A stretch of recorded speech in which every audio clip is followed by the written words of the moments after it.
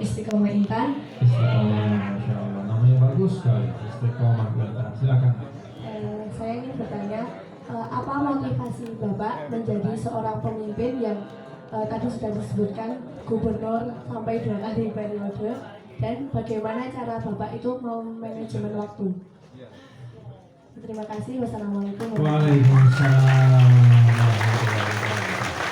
Wah, ini hadiahnya. Wah, ini hadiahnya. Ini buku-buku hebat semua. Coba, ini namanya guru. Jadi guru selalu memberikan yang terbaik untuk muridnya. Kalau hadiahnya permen, sekali isep habis. Kalau hadiahnya duit 100.000, nanti begitu pulang liburan dibeliin pulsa, habis. Tapi kalau hadiahnya buku, ini menjadi khairu jalisin fis zaman, menjadi teman duduk yang terbaik sepanjang waktu dengan kita. Ya. Nih, terima nih nak. Istiqomah Intan dikasih hadiah Al-Azhar fi Muwajahatil Fikri Irhabi. Jadi ini buku yang menceritakan tentang peran Al-Azhar ya di dalam menghadapi pemikiran-pemikiran yang ekstrim ya. Atas nama agama tapi merusak ya. Padahal yang namanya agama itu yabni walayahdi. Agama itu membangun bukan menghancur. Ini nak, terima. Dibaca ya. Ya. Pokoknya jadikan motivasi salah satunya adalah bisa baca buku itu dengan baik. Jadi tadi disampaikan apa motivasi ketika memimpin. Kalau saya memahami kepemimpinan itu sebagai satu amanah kehidupan yang harus dilaksanakan oleh siapapun. Pak Kiai di sini beliaulah pemimpin kita. Beliaulah yang memimpin. Pak Kiai Rafiq di pondoknya beliau yang memimpin. Seorang ayah di rumahnya beliaulah yang memimpin.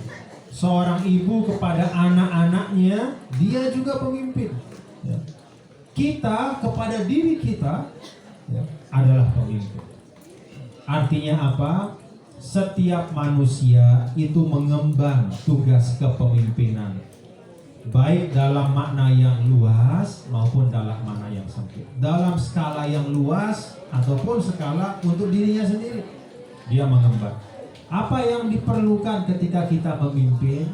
Ya menurut saya, ketika kita berada misalnya di dalam ranah kepemimpinan publik ya, maka kita harus sadar dan ingat bahwa kepemimpinan itu adalah perkhidmatan. Artinya kita melayani. Kalau bicara melayani, maka orientasinya adalah orang lain, bukan diri kita. Jadi kalau kita memimpin, tidak perlu terlalu banyak rumusan. Layani saja orang yang kita pimpin. Layani dalam makna kita berusaha memenuhi harapan-harapannya, kebutuhan-kebutuhannya, dan kita arahkan kepada yang lebih baik. Kita arahkan kepada yang lebih baik.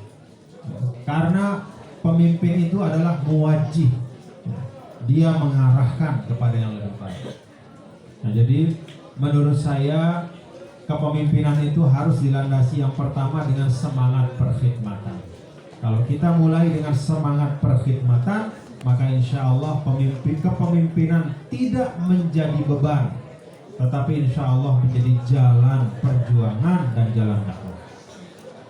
Kalau ditanya bagaimana membagi waktu, ya, secara sederhana nak, ya, tadi saya sudah singgung, segala sesuatu itu ada waktunya.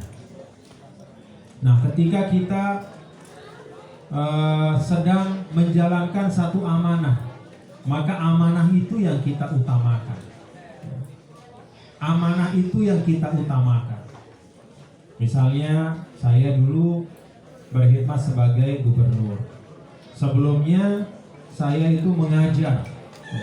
Seperti beliau, saya mengajar juga di pesantren.